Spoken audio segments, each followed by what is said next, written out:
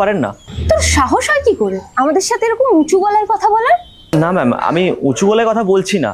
আমি তো শুধু এইটুকুই বলছি যে আপনার যে ব্যবহারটা করছেন এটা খারাপ ব্যবহার করছেন। আর এমনিতেও পড়াশোনা করার অধিকার সবার আছে। আর আমার মা বাবাও চাই যে আমি একজন বড় অফিসার হই, আর আমি সেই জন্য পরিশ্রম করছি। এতে ভুল কোথায়?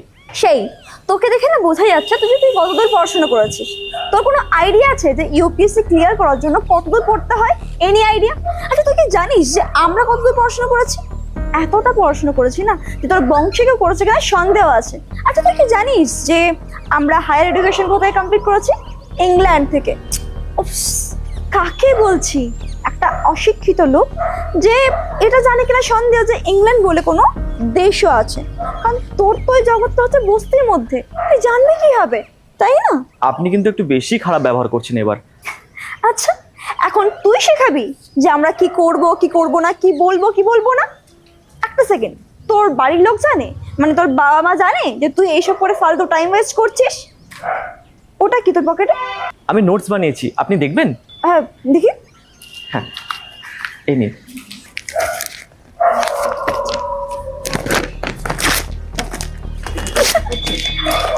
না প্লিজ। যেটা করেছি না একদম বেশ করেছি। আর নেক্সট টাইম থেকে আমাদের মুখের উপর যদি এভাবে উঁচু করে কথা বলিস, যে কাজগুলো করছিস না সেটা ভাবি না। এক্স্যাক্টলি। চল সাইড দে, আমাদের যেতে দে।